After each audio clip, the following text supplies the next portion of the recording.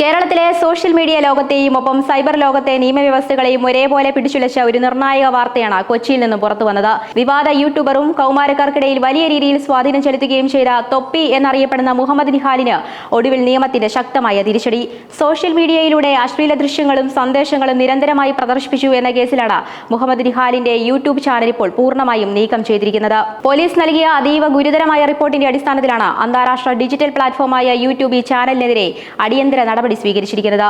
Aluva rural cyber പോലീസാണ് തൊപ്പിക്കെതിരായ പരാതിയിൽ വിശദമായ അന്വേഷണം നടത്തി ഈ റിപ്പോർട്ട് സമർപ്പിച്ചത്. കേവലം ഒരു ചാനൽ നീക്കം ചെയ്യലിൽ ഒതുങ്ങുന്നതല്ല ഈ നടപടി. വരും ദിവസങ്ങളിൽ ഈ സോഷ്യൽ മീഡിയ ഇൻഫ്ലുവൻസർക്ക് നേരെ വരാനിരിക്കുന്നത് ജാമ്യമില്ലാ വകുപ്പുകൾ പ്രകാരമുള്ള കടുത്ത നിയമ നടപടികളാണെന്നാണ് കോടതിയിൽ നിന്ന് ലഭിക്കുന്ന വിവരങ്ങൾ വ്യക്തമാക്കുന്നത്. ഡിജിറ്റൽ ലോകത്തെ അരാജകത്വങ്ങൾക്ക് അറുതി വരുത്തുക എന്ന ലക്ഷ്യത്തോടെയാണ് സൈബർ പോലീസ് ഇത്തവണ നീങ്ങിയിരിക്കുന്നത്.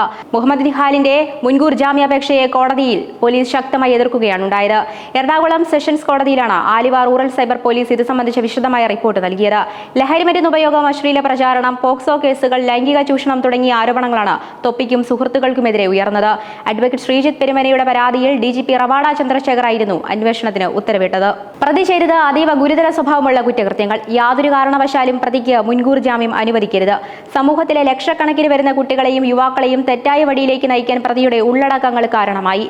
കൂടുതൽ ഡിജിറ്റൽ തെളിവുകൾ ശേഖരിക്കാൻ പ്രതിയെ കസ്റ്റഡിയിൽ ചോദ്യം ചെയ്യേണ്ടതുണ്ട് തുടങ്ങി പോലീസ് കോടതിയിൽ സമർപ്പിച്ച റിപ്പോർട്ടിലെ ഈ വാദങ്ങൾ തൊപ്പിയുടെ നിയമപരമായ നിലനിൽപ്പ് കൂടുതൽ അപകടത്തിലാക്കിയിരിക്കുകയാണ്. സൈബർ ഇടങ്ങളിൽ എന്തും വിളിച്ചു പറയാമെന്നും ആരെയും അധിക്ഷേപിക്കാമെന്നും അശ്ലീലത വിളമ്പാമെന്നുമുള്ള ചിന്താഗതിക്ക് മുഖത്തേറ്റ വലിയൊരു പ്രഹരമായാണ് ഈ ചാനൽ റദ്ദാക്കലിനെ നിയമവിദഗ്ധർ വിലയിരുത്തുന്നത്. പ്രമുഖ അഭിഭാഷകനായ അഡ്വക്കേറ്റ് ശ്രീജിത്ത് പെരുമന നൽകിയ കൃത്യമായ പരാതിയുടെ അടിസ്ഥാനത്തിലാണ് ഈ കേസ് അന്വേഷണം ആരംഭിക്കുന്നത്. സോഷ്യൽ മീഡിയയിലൂടെ കുട്ടികളെ ലൈംഗികമായി ചൂഷണം ചെയ്യുന്നതും അശ്ലീലത പ്രചരിപ്പിക്കുന്നതിനും ലഹരിമരുന്ന് ഉപയോഗത്തെ പ്രോത്സാഹിപ്പിക്കുന്നതിനുമെതിരെ ശക്തമായ തെളിവുകൾ സഹിതമാണ് അദ്ദേഹം പരാതി നൽകിയത്. പരാതിയുടെ ഗൗരവം ഉൾക്കൊണ്ടുകൊണ്ട് സംസ്ഥാന പോലീസ് മേധാവി റവാഡ ചന്ദ്രശേഖർ നേരിട്ടാണ് ഈ വിഷയത്തിൽ അടിയന്തര അന്വേഷണത്തിന് ഉത്തരവിട്ടത്. DGPയുടെ നേരിട്ടുള്ള നിർദ്ദേശപ്രകാരം Aluva rural cyber police case ഏറ്റെടുക്കുകയും ശാസ്ത്രീയമായ തെളിവെടുപ്പുകളിലേക്ക് കടക്കുകയുമായിരുന്നു.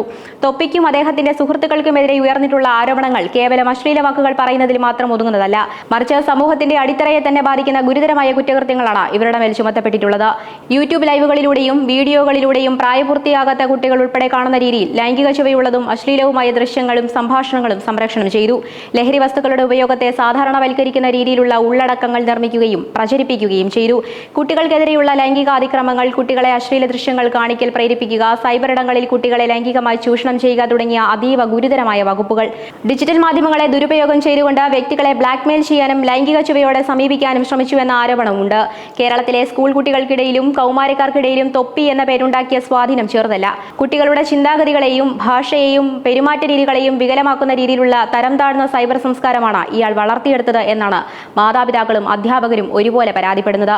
ഒരു യൂട്യൂബ് ചാനൽ എന്നത് കേവലം വിനോദോപാധി മാത്രമല്ല, മറിച്ചത് സമൂഹത്തെ വലിയ രീതിയിൽ സ്വാധീനിക്കുന്ന ഒരു മാധ്യമമാണ്.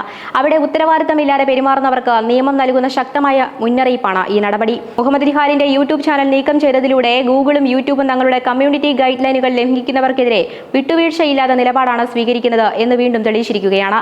പോലീസ് റിപ്പോർട്ട് ഔദ്യോഗികമായി ലഭിച്ചയുടൻ തന്നെ യൂട്യൂബ് ഈ ചാനൽ പ്ലാറ്റ്ഫോമിൽ നിന്ന് പൂർണ്ണമായി തുടച്ചു നീക്കിയിരുന്നു.